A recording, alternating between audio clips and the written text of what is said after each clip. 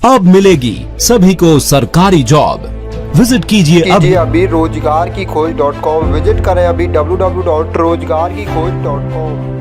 जय हिंद साथियों, आज की इस वीडियो में हम बात करेंगे आप सभी के लिए ईस्ट सेंट्रल रेलवे से नई भर्ती आ चुकी है। फ्रेंड्स, इस भर्ती में यदि आप सभी ने हाई स्कूल कक्षा पास आउट कर ली है, यानी केवल आप सभी 10वीं पास स्टूडेंट हैं, तो आप सभी आवेदन कर पाएंगे। साथ ही फ्रेंड्स, इस भर्ती में आपका कोई भी एग्जाम नहीं होगा, सीधे आप सभी का सिलेक्शन रहने वाला है। तो आज की इस वीडियो में मैं आपको A to Z जानकारी देने वाला हूँ। वीडियो को शुरू से लेकर एंड तक जरूर वॉच करना।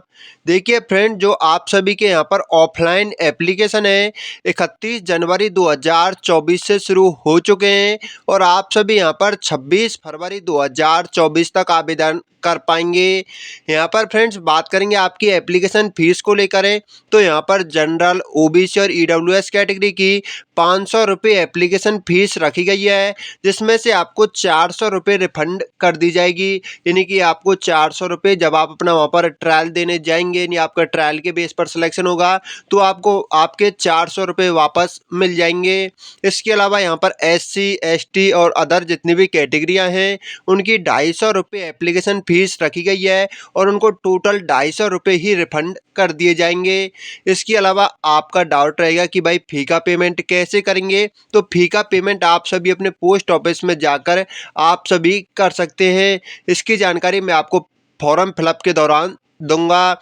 देखिए फ्रेंड्स, यहाँ पर आपकी एज का क्राइटेरिया को लेकर बात कर लेते हैं, तो आप सभी 18 से 25 साल तक आवेदन कर पाएंगे और आपकी 1 जुलाई 2024 से आप सभी की एज की काउंटिंग रहने वाली है। देखिए फ्रेंड्स, यहाँ पर जो आपकी पोस्ट रहने वाली है, देखिए पोस्ट को यहाँ पर क्लियर मेंशन नहीं किया गया है, लेकिन मैं आपको बताना चाहूँगा यहाँ पर आपकी टिकट कलेक्टर, चपरासी, पियोनियर सभी की आपकी यहाँ पर पोस्ट रहने वाली हैं। आपके ट्रायल के बेस पर नहीं, आप जैसे भी वहाँ पर ट्रायल दोगे उसी के हिसाब से आपकी पोस्टिंग होगी, उसी के हिसाब से आपको पोस्ट मिलने वाली है। यहाँ पर देखिए आपके ग्रुप डी की आपकी यहाँ पर लेवल फर्स्ट की आपकी 10 पोस्ट रहने वाली है। इसके अलावा ग्रुप सी की लेवल 2 और लेवल 3 की आपकी 16 पोस्ट रहने वाली हैं। ग्रुप सी की लेवल 4 एंड 5 की आपकी 5 पोस्ट रहने वाली हैं। देखिए फ्रेंड्स, यदि बात करेंगे आपके यहाँ पर एजुकेशन क्वालिफिकेशन को लेकर है, तो ग्रुप डी की पोस्ट के लिए यदि आप सभी ने 10वीं पास कर लिया है, प्लस आपके पास ITI है, प्लस आपके पास खेल प्रमाण पत्र है, तभी आप सभी आवेदन कर पाएंगे। ग्रुप सी की पोस्ट के लिए लेवल 2 और लेवल 3 की पोस्ट के लिए यदि आपने इंटरमीडिएट यानी आपने 12वीं कक्षा पास आउट कर ली है, प्लस आपके पास स्पोर्ट कोटा का सर्टिफिकेट है, तो आप सभी आवेदन कर पाएंगे। ग्रुप सी की पोस्ट के लिए लेवल 4 और 5 के लिए आप सभी ने ग्रेजुएशन पास कर लिए, प्लस आपके पास स्पोर्ट कोटा का सर्टिफिकेट है, तो आप सभी आवेदन कर पाएंगे।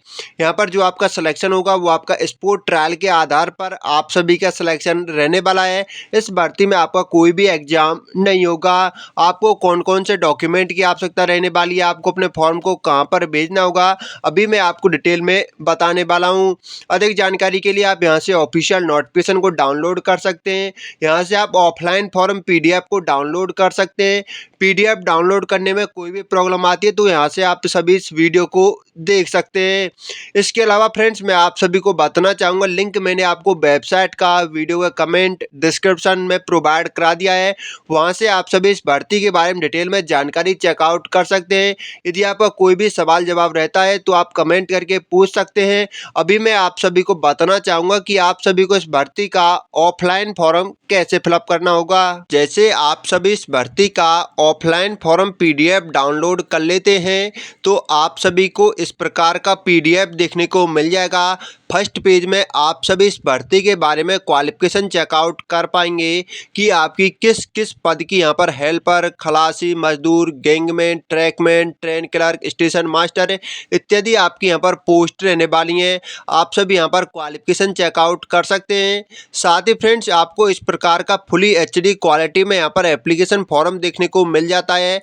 आप सभी को इस प्रकार का यहाँ पर फ्रेंड्स टोटल आपको 4 पेज का यहाँ पर आपको PDF देखने को मिल जाएगा, जो आपको कलरफुल और फुली HD क्वालिटी में मिल जाता है। अभी मैं आप सभी को बताना चाहूँगा फॉर्म को डाउनलोड करने के बाद आप सभी को इसको कैसे फिलअप करना होगा। आप सभी इस फॉर्म को www.rozgarkikhoज.com वेबसाइट से डाउनलोड कर सकते हैं। देखिए फ्रेंड्स, आप सभी को क्या करना है, सबसे पहले आप सभी को अपने यहाँ पर एक पासपोर्ट साइज फोटोग्राफ आप सभी को चिपका देना होगा। यहाँ पर आपको अपना एक पासपोर्ट साइज फोटोग्राफ आप सभी को चिपका देना है और पासपोर्ट साइज फोटोग्राफ चिपकाने के बाद आप सभी को इसके ऊपर सिग्नेचर कर देने होंगे। यानी कि जैसे आप सभी अपने यहाँ पर फोटो चिपका देते हो तो फोटो चिपकाने के बाद आप सभी को उसके ऊपर सिग्नेचर कर देने होंगे। सिग्नेचर आप इस प्रकार से करेंगे कि आधे सिग्नेचर आपके फोटोग्राफ के बाहर रहने चाहिए और आधे सिग्नेचर आपके फोटोग्राफ के ऊपर रहने चाहिए। देखिए इसके बाद पूछा हुआ आपसे कंट्रोल नंबर ये आपका ऑफिस यूज के लिए रहने वाला है, इसको आप सभी फिलअप नहीं करेंगे। इसके बाद देखिए आपको यहाँ से अपने फॉर्म को फिलअप करना है और मैं आप सभी को बताना चाहूँगा कि आप सभी यहाँ पर जब अपने फॉर्म को भी फिलअप कर रहे हैं आपको याद रखना है आप सभी यहाँ पर कैपिटल लेटर का ही यूज करें, स्मॉल लेटर का यूज ना करें। देखिए सबसे पहले आपसे यहाँ पर गेम का नाम पूछा हुआ है, नहीं आपके पास जिस भी गेम का आपके पास स्पोर्ट कोटा का सर्टिफिकेट है उसके बारे में आप सभी यहाँ पर जानकारी दे देंगे। जिसका भी है आपके पास कबड्डी फुटबॉल जिसका भी आपके पास स्पोर्ट कोटा का सर्टिफिकेट है उसका सभी यहाँ पर आप सभी नाम मेंशन करेंगे। इसके बाद आपने कौन सी पोजीशन हेल्ड की थी, देखिए आपको जो भी पोजीशन मिली होगी वो आपके स्पोर्ट कोटा के सर्टिफिकेट में मेंशन होगी, तो आप वहां से अपनी पोजीशन को देखने के बाद आप सब यहां पर लिख देंगे। इसके बाद पे लेवल और बेसिक पे के बारे में आप सभी से यहां पर जानकारी पूछी हुई है। देखिए पे लेवल में आपको क्या करना है, यहाँ पर आपको लेवल दिए हुए हैं, यहाँ पर आप देखेंगे लेवल फर्स्ट, लेवल 2 या 3, लेवल 4 या 5, आप सभी इनमें से किस लेवल के लिए अप्लाई कर रहे हैं उस लेवल का नाम आप सभी यहाँ पर लिख देंगे। अधिक जानकारी के लिए आप सभी डिटेल के लिए आप सभी ऑफिशियल नोटिफिकेशन को रीड आउट कर लेंगे। नोटिफिकेशन भी आपको www.rozgarkikhoज.com वेबसाइट से ही मिल जाएगा। देखिए अभी आप सभी की जो फॉर्म की फिलअप की प्रोसेस है वो आप सभी की स्टार्ट हो जाएगी। सबसे पहले आप सभी को क्या करना है, सबसे पहले आप सभी को अपना नाम लिखना होगा। इसके बाद आपका फादर नेम क्या है, आपको अपने यहाँ पर फादर नेम आपको यहाँ पर लिख देना है। इसके बाद आप सभी के यहाँ पर डेट ऑफ बर्थ क्या है, आप सभी अपनी डेट ऑफ बर्थ मेंशन करेंगे। डेट ऑफ बर्थ सबसे पहले आपको फिगर में मेंशन करनी होगी, यानी सबसे पहले आप सभी दिन में, उसके बाद मंथ में और उसके बाद ईयर में आप सभी अपनी डेट ऑफ बर्थ मेंशन करेंगे। इसके बाद आप सभी यहाँ पर वर्ड में आप सभी अपनी यहाँ पर डेट ऑफ बर्थ मेंशन कर देंगे। वर्ड में यानी कि आपको अपने यहाँ पर वर्ड में जैसे कि आपकी जो भी डेट है, यानी कि आपको यहाँ पर आपको किस प्रकार लिखना है मैं आपको बताना चाहूँगा। आपको यहाँ पर लिखना होगा, देखिए 15 डेज, मैं इस डेट ऑफ बर्थ के हिसाब से बता रहा हूँ, आप समझ सकते हैं। 15 डेज 7 मंथ और आप लिख देंगे 2000। इस प्रकार जो भी आपकी डेट ऑफ बर्थ है उस प्रकार आप सभी यहाँ पर उसको वर्ड में लिख देंगे। इसके बाद आप सभी को अपनी एज को कैलकुलेट करना होगा 1 जुलाई 2024 से, और आपकी जो एज है वो कितने ईयर की हो रही है आप सभी अपने यहाँ पर ईयर में जो भी आपकी डेट ऑफ बर्थ है वो आप सभी लिख देंगे। इसके बाद नेशनलिटी में आप सभी को यहाँ पर इंडियन लिखना है। इसके बाद आपका जेंडर क्या है, आप सभी अपने जेंडर के बारे में यहाँ पर जानकारी दे देंगे। इसके बाद आप सभी अपने फॉर्म को किस कैटेगरी से अप्लाई करें, कैटेगरी के बारे में जानकारी देंगे। फिजिकली स्टैंडर्ड के बारे में जानकारी देंगे, यानी जो आपकी यहाँ पर हाइट है वो आपकी क्या है, आप सभी अपने हाइट के बारे में जानकारी देंगे। देखिए हाइट के बारे में आपको जो जानकारी देनी है यहाँ पर आपको सेंटीमीटर में जानकारी नहीं देनी होगी, आपको यहाँ पर इंच के बारे में जानकारी देनी होगी। सबसे पहले आपको फुट, उसके बाद आपकी जो हाइट है वो आपकी कितने इंच है वो आप सभी यहाँ पर फुट और इंच के बारे में आप सभी जानकारी देंगे। आप सेंटीमीटर में आप सभी अपनी डेट ऑफ बर्थ को नहीं लिखेंगे। इसके बाद जितना भी आपका वेट है वो आप सभी अपने यहाँ पर वेट लिख देंगे। इसके बाद आप सभी को अपने यहाँ पर 2 आइडेंटिफिकेशन मार्क्स आप सभी को यहाँ पर लिखने होंगे। सबसे पहले आप सभी को सबसे पहला मार्क यहाँ पर लिखना है, जो भी आपके शरीर पर मार्क है, कोई भी तिल है, मोल है, कोई भी कट मार्क है, उसके बारे में जानकारी देंगे। लेकिन आपको याद रखना है आप सभी को यहाँ पर जो आपका मार्क रहना चाहिए वो आपका परमानेंट मार्क रहना चाहिए। इस प्रकार आप सभी यहाँ पर लिख देंगे। जैसे आपकी कहीं तिल है या मोल है, तो जैसे मोल है तो ए मोल ऑन आपके किस स्थान पर है शरीर के, वहाँ पर आप सभी यहाँ पर लिख देंगे। यहाँ पर बीच में स्पेस जरूर दे दें। इसके बाद आपके शरीर पर कोई दूसरा कोई भी मार्क है उसका भी आप सभी यहाँ पर जानकारी उसके बारे में भी दे देंगे। इसके बाद देखिए आप सभी यहाँ पर ध्यान से देखेंगे तो 10 और 11 नंबर ऑप्शन में 10 नंबर ऑप्शन में आपसे प्रेजेंट पोस्टल एड्रेस पूछा हुआ है और 11 नंबर ऑप्शन में आपसे परमानेंट एड्रेस पूछा हुआ है। देखिए मैं आपको एक बार शॉर्ट में समझाना चाहूँगा कि इस पोस्टल एड्रेस और परमानेंट एड्रेस में अंतर क्या होता है। देखिए पोस्टल एड्रेस वो एड्रेस होता है जहाँ पर आप सभी अपना जो एडमिट कार्ड है या ज्वाइनिंग लेटर है, जो भी आपकी आगे प्रोसेस होगी वो आप सभी अपना मंगाना चाहते हैं, वो आपका पोस्टल एड्रेस कहलाता है। और परमानेंट एड्रेस वो एड्रेस होता है जो आपके आधार कार्ड जितने भी आपके पास डॉक्यूमेंट है उन डॉक्यूमेंट में जो आपका मेंशन है वो आप सभी का होता है फ्रेंड्स परमानेंट एड्रेस।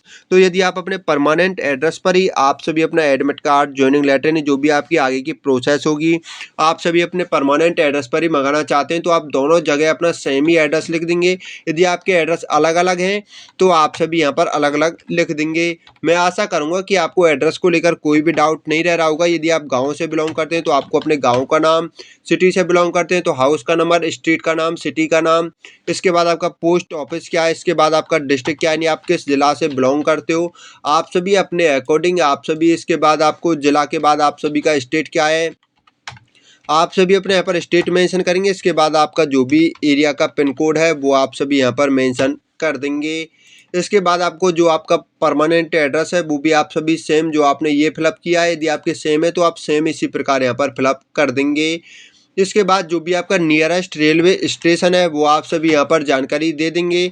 इस प्रकार आप सभी यहाँ पर जानकारी दे सकते हैं। इसके बाद आप सभी अपना यहाँ पर 10 डिजिट का मोबाइल नंबर आप सभी यहाँ पर मेंशन करेंगे। यदि आप सेंट्रल गवर्नमेंट में वर्क करते हो या स्टेट गवर्नमेंट में वर्क करते हो, नहीं आप केवल यहाँ पर एक्स सर्विसमैन हो तो आप सभी उसके बारे में यहाँ पर जानकारी दे सकते हैं, वरना आप सभी इसको खाली ही छोड़ देंगे। जो आपका 14 नंबर वाला ऑप्शन है उसको आप खाली ही छोड़ देंगे। देखिए आप किसी भी कैटेगरी से बिलोंग करते हो, जैसा कि मैंने आप सभी को बताया था कि आपके यहाँ पर कुछ एप्लीकेशन फ़ीस रखी गई है। अभी मैं आप सभी को शॉर्ट में बताना चाहूँगा कि आपको अपनी एप्लीकेशन फ़ीस का पेमेंट कैसे करना होगा। आप जब भी अपने फॉर्म को भेजने जाएंगे पोस्ट ऑफिस में तो आपको वहाँ पर कह देना है कि हमको फ़ी का पेमेंट कराना है। यदि आप जनरल, ओबीसी या ईडब्ल्यूएस कैटेगरी से अप्लाई कर रहे हो तो कह देना है कि हमें 500 रुपये फ़ी का पेमेंट कराना है, हमें एक पोस्टल ऑर्डर दे दीजिए। और यदि आपको कराना है वहाँ पर यदि 250 रुपये, यानी कि आप SC ST अदर किसी कैटेगरी से बिलोंग करते हो तो आप वहाँ से 250 रुपये वाला आप पोस्टल ऑर्डर खरीद लेंगे। पोस्टल ऑर्डर खरीदने के बाद आपको दे देंगे, आपसे 10 रुपये एक्स्ट्रा चार्ज लेंगे। नहीं आप 500 रुपये वाला ले रहे हो तो आपसे 510 लेंगे, 250 वाला ले रहे हो तो 260 रुपये आपसे लेने वाले हैं। इसके बाद आपने जो अपना पोस्टल ऑर्डर जो खरीदा है वो आपने किस पोस्ट ऑफिस से खरीदा है उस पोस्ट ऑफिस का यहाँ पर नाम मेंशन करेंगे। IPO नंबर, देखिए जो आपका IPO नंबर है ये आपको देखने को मिलेगा। आपने जो वहाँ से आपने पोस्टल ऑर्डर खरीदा है उस पोस्टल ऑर्डर पर एक नंबर आपको देखने को मिल जाएगा। उस पोस्टल ऑर्डर का आप सभी यहाँ पर नंबर उसका मेंशन करेंगे, किस डेट को आपने खरीदा है, वहाँ से आपने पोस्ट ऑफिस से किस डेट को खरीदा उस डेट को मेंशन करेंगे। और वैल्यू क्या है, यानी कि उसकी वैल्यू क्या थी, आपकी 500 रुपये थी या 250 रुपये थी, उसके बारे में आप सभी यहाँ पर जानकारी दे देंगे। अब देखिए आपने वहाँ से पोस्टल ऑर्डर खरीद लिया और पोस्टल ऑर्डर पर आपको जो फेवर वहाँ पर फेवर होगा तो फेवर में आप सभी को यहाँ पर लिखना होगा, आपको अपना यहाँ पर लिखना है PFA east central railway Hajipur. ये जो आपको है ये आपको लिखना होगा। आप सभी को वहाँ से जो पोस्टल ऑर्डर मिला है वहाँ पर आप सभी को इसको लिख देना होगा। इस प्रकार देखिए आप अपनी फ़ी का पेमेंट कर देंगे। इसके बाद पोस्टल ऑर्डर को अपने फॉर्म के साथ में आप सभी को भेज देना होगा। इसके बाद आपको अपनी एजुकेशन क्वालिफिकेशन के बारे में जानकारी देनी है। देखिए एजुकेशन क्वालिफिकेशन में सबसे पहले आप लिखेंगे 10th के बारे में जानकारी देंगे। 10th जो आपने कक्षा पास आउट की है वो आपने अपने किस बोर्ड या किस यूनिवर्सिटी से पास आउट की है उसके बारे में आप सभी जानकारी दे देंगे। इसके बाद आपने किस ईयर में पास आउट की थी उस पासिंग ईयर के बारे में जानकारी देंगे। इसके बाद आपकी डिवीज़न क्या है आप सभी अपने डिवीज़न के बारे में जानकारी देंगे। आपकी परसेंटेज क्या है आप सभी अपने यहाँ पर परसेंटेज के बारे में जानकारी दे देंगे। इसी प्रकार आप सभी ने यदि 12th क्लास पास आउट कर लिए तो आप अपने यहाँ पर 12th के बारे में सेम आप सभी जानकारी दे देंगे। यदि आप यहाँ पर ग्रेजुएशन या आप 10th प्लस ITI से आवेदन कर रहे हो तो आप सभी यहाँ पर अपनी ITI के बारे में जानकारी देंगे। जिस भी क्वालिफिकेशन से आप अप्लाई कर रहे हो, 10वीं से अप्लाई कर रहे हो तो आप सब यहाँ पर 10वीं के बारे में जानकारी देंगे। 10th प्लस ITI से अप्लाई करें तो दूसरे कॉलम में ITI के बारे में जानकारी देंगे। यदि आप अप्लाई कर रहे हो 12th से तो 10th के बाद आप सभी 12th के बारे में जानकारी देंगे। यदि आप ग्रेजुएशन के बारे में यहाँ पर फॉर्म को अप्लाई करें तो आपको 10th 12th और उसके बाद जो भी आपके पास डिग्री है आप 3rd नंबर ऑप्शन में अपनी ग्रेजुएशन के बारे में जानकारी दे देंगे। आप सभी यहाँ पर जानकारी दे सकते हैं। आशा करूँगा कि आपको अपने यहाँ पर एजुकेशन क्वालिफिकेशन के बारे में जानकारी देने में कोई भी प्रॉब्लम नहीं होगी। मैंने आपको समझा दिया है। आपको अपना बोर्ड या यूनिवर्सिटी का नाम, ईयर ऑफ पासिंग, डिवीजन क्या है और आपको अपनी परसेंटेज यहाँ पर मेंशन कर देनी होगी। इसके बाद देखिए आपसे यहाँ पर पूछा हुआ last 2 financial and current year sport performance या अचीवमेंट। देखिए फ्रेंड्स, आपने देखिए आप एक खिलाड़ी हैं, आप एक प्लेयर हैं, तो आप सभी कहीं ना कहीं अपना खेल, जब भी आपके कोई भी टूर्नामेंट होता है तो आप वहाँ पर अपना टूर्नामेंट खेलने जाते होंगे, टूर्नामेंट देखने जाते होंगे, टूर्नामेंट में आप सभी वहाँ पर पार्टिसिपेट करते होंगे। तो यदि आपने लास्ट 2 ईयर में फाइनेंशियल ईयर में लास्ट 2 फाइनेंशियल ईयर में आपने कहीं भी आप अपना स्पोर्ट कोटा का आप सभी ट्रायल देने गए हो या आप अपने कहीं भी आप सभी ने पार्टिसिपेट किया हो, आपकी वहाँ पर अचीवमेंट क्या है, यदि आपको वहाँ से कुछ भी आपको मिला है, कोई भी सर्टिफिकेट मिला है आपको, आपने वहाँ से भी कोई पोजीशन हिल्ड की है, तो आप सभी वहाँ पर जानकारी दे देंगे। देखिए यदि आपने 2021 से 22 में की है तो आप यहाँ पर सीरियल नंबर 1 डालने के बाद आप सभी अपने यहाँ पर इवेंट या टूर्नामेंट का नाम लिखेंगे, जिस टूर्नामेंट में आपने भाग लिया था, आपने किस प्रकार का टूर्नामेंट था, स्टेट लेवल था, नेशनल लेवल था, इंटरनेशनल लेवल था। इसके बाद यदि आपको वहाँ से सर्टिफिकेट मिला होगा तो आपको सर्टिफिकेट नंबर और डेट यहाँ पर मेंशन करनी है और कौन सी आपने पोजीशन ऑब्टेन की थी उसके बारे में जानकारी दे देंगे। यदि आपने फाइनेंशियल ईयर में 2022 से 23 में आपने भाग लिया है तो आप यहाँ पर सीरियल नंबर 1 डालेंगे, यानी आपने जिस भी में आपने भाग लिया है उसके बारे में आप सभी यहाँ पर जानकारी दे देंगे। यदि आपने भाग नहीं लिया है तो आप सभी इसको खाली ही छोड़ देंगे। इसके बाद आप सभी को आ जाना है 18 नंबर वाले ऑप्शन में, यहाँ पर लिस्ट ऑफ इनक्लोजर्स, यानी कि मैं आप सभी को जानकारी देना चाहूँगा जो भी आप अपने फॉर्म के साथ में जो भी आप सभी डॉक्यूमेंट भेज रहे हैं उन डॉक्यूमेंट के बारे में आप सभी को जानकारी देनी होगी। देखिए मैं आपको शॉर्ट में बताना चाहूँगा कि आपको कौन कौन से डॉक्यूमेंट अपने फॉर्म के साथ में भेजने होंगे। सबसे पहले आपको शैक्षिक योग्यता प्रमाण पत्र, यानी कि मैं आप सभी को समझाना चाहूँगा, आप सभी जिस भी पोस्ट के लिए अप्लाई करें उस पोस्ट में आपकी 10th ITI 12th या ग्रेजुएशन जो भी आपकी क्वालिफिकेशन मांगी हुई है उस क्वालिफिकेशन की आप सभी फ़ोटोकॉपी करा लेंगे। यानी फ़ोटोकॉपी भी आपको करानी है और वहाँ पर भी आपको लिख देना होगा। इसके अलावा यदि आपके पास बर्थ सर्टिफिकेट है तो आप उसकी फ़ोटोकॉपी करा लेंगे, वरना कोई कंपलसरी नहीं है, आप बर्थ सर्टिफिकेट के रूप में अपनी 10th की मार्कशीट की फ़ोटोकॉपी भेज देंगे। यदि आप जनरल कैटेगरी से अपने फॉर्म को अप्लाई नहीं कर रहे हैं तो आपको अपने जाति प्रमाण पत्र की फ़ोटोकॉपी भेजनी होगी, आपको अपने आधार कार्ड की फ़ोटोकॉपी भेजनी है। 1 फ़ोटो आपने अपने फॉर्म पर चिपका चुके हैं आप सभी, 2 फ़ोटो आपको अलग से लिफाफे में भेजने होंगे। इसके बाद आप सभी को एक लिफाफा भेजना है जिस पर आपको कोई भी डांट कट नहीं लगा रहना चाहिए और जो आपके पास स्पोर्ट कोटा का सर्टिफिकेट है उसको आप सभी भेज देंगे। इसके अलावा जो आपको पोस्टल ऑर्डर आपको मिला था, जो आपको अपने पोस्ट ऑफिस से मिला था, वो भी आपको साथ में भेजना होगा। देखिए फ्रेंड्स, ये सभी डॉक्यूमेंट आपको अपने साथ में भेजने हैं, सभी डॉक्यूमेंट की फ़ोटोकॉपी करा लेंगे, सभी डॉक्यूमेंट पर आप सभी को अपने सिग्नेचर कर देने होंगे। जो भी मैंने आपको डॉक्यूमेंट बताया उन डॉक्यूमेंट का आप सभी यहाँ पर नाम लिखेंगे, जैसे यहाँ पर नाम लिख देंगे आधार कार्ड, 10th की मार्कशीट, 12th की मार्कशीट, जाति प्रमाण पत्र, इसके अलावा आपके पास स्पोर्ट कोटा का सर्टिफिकेट और भी जो आप अपने साथ में डॉक्यूमेंट भेज रहे हैं उन डॉक्यूमेंट के बारे में जानकारी दे देंगे। तो ठीक है, आप सभी यहाँ पर अपने डॉक्यूमेंट को लिख सकते हो। आशा करूँगा कि आपको डॉक्यूमेंट के बारे में जानकारी देने में भी कोई प्रॉब्लम नहीं होगी। अब देखिए यहाँ पर आ जाता है 19 नंबर ऑप्शन में आपका डिक्लेरेशन वाला पेज, जिसमें आपको अपने डिक्लेरेशन देनी होगी। Candidate must write the following declaration in is our running writing in the space given below. देखिए जो आप सभी को यहाँ से I hereby declare that all the statement made above in the application are true terminated तक आपको क्या करना है, ये जो आपको यहाँ पर दी हुई है 3 लाइनें, आपको 3 लाइनें आप सभी को अपने हैंड राइटिंग में आप सभी को यहाँ पर लिखनी होगी। इसके बाद आप सभी को अपने यहाँ पर फुली सिग्नेचर करने, यहाँ पर इंग्लिश में, यहाँ पर हिंदी में। इसके बाद आपको यहाँ पर पैलेस डालना है, इसके बाद आपको यहाँ पर अपनी डेट डाल देनी होगी।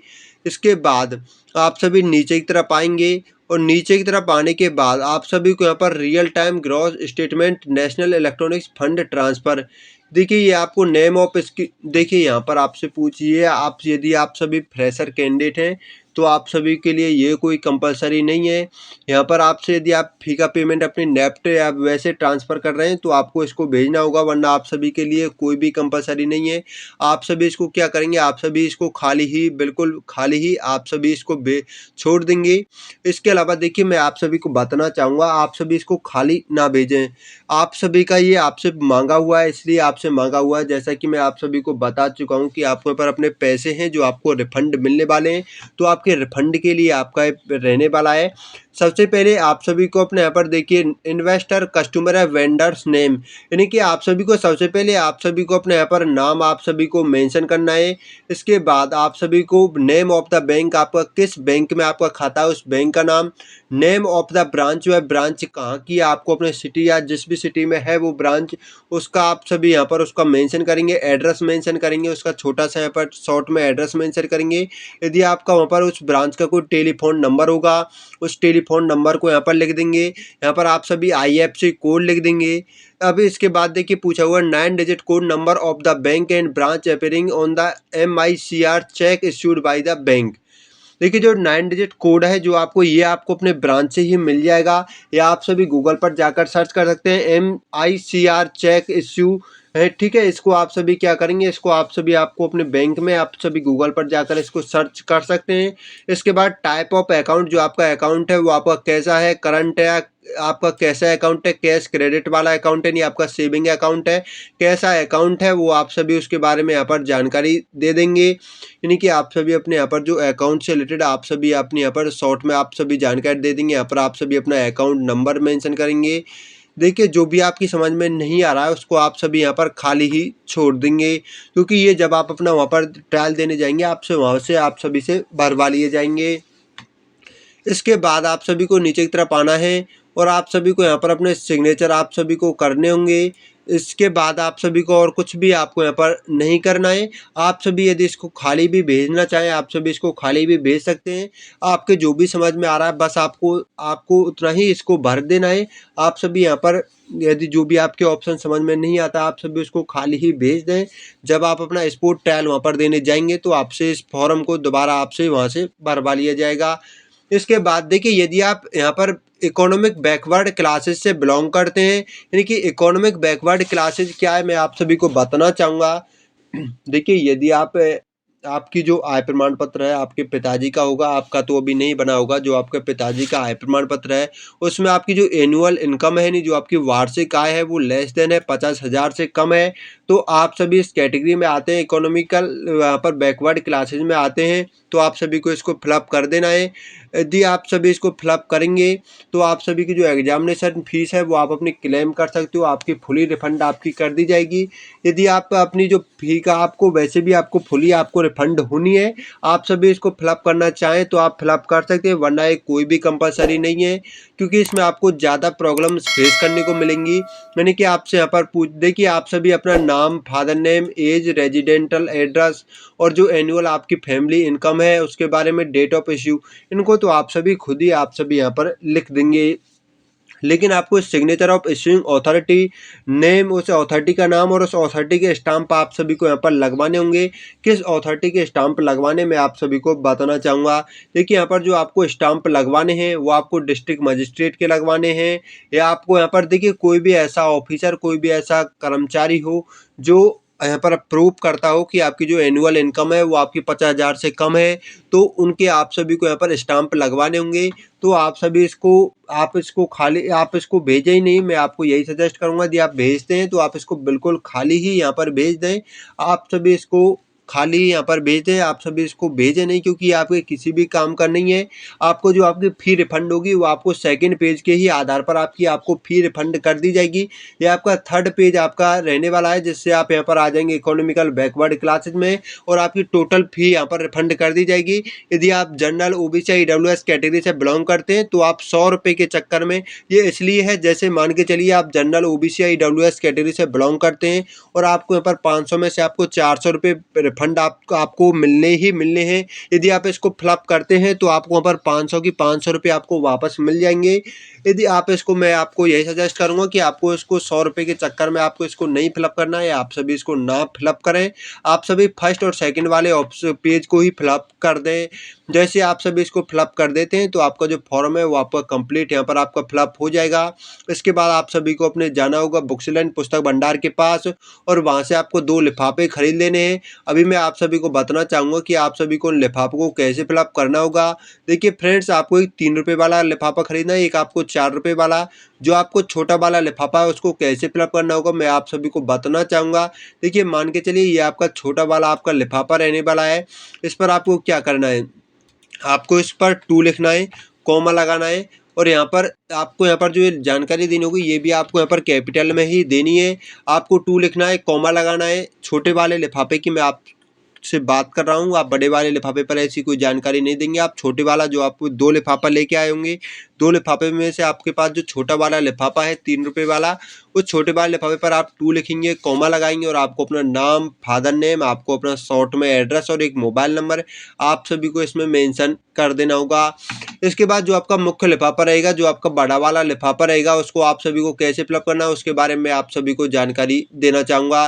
देखिए मान के चलिए फ्रेंड्स, ये आपका बड़ा वाला लिफाफा रहने वाला है। इसमें आप सभी को यहाँ पर फ्रेंड टॉप में आपको क्या लिखना होगा, सबसे पहले मैं आप सभी को यह समझाना चाहूँगा। ये आपका जो टॉप वाला पेज है इसमें आप सभी को लिखना होगा। देखिए आपको यहाँ पर लिखना होगा, देखिए यहाँ पर लिखना है application against sport Kota employment notice number, आपको ये लिखना है। ओपन एडवर्टाइजमेंट स्पोर्ट डिसिप्लिन, इसके बाद जाति वर्ग यानी आपको अपनी कैटेगरी के बारे में जानकारी देनी है। एप्लीकेशन से लेकर आपको जाति वर्ग तक यहाँ पर आपको अपनी कैटेगरी का नाम लिख देना है, general, OBC, EWS, SC, ST. ये आप सभी को जो यहाँ पर टॉप वाला एरिया है आपका, यहाँ पर जो आपका एप्लीकेशन फॉर्म का जो आपने अपना वहाँ से लिफाफा खरीदा था, इस लिफाफे के स्टॉप वाले एरिया में आप सभी को मैंने जो दिखाया था उसको आप सभी यहाँ पर लिख देंगे।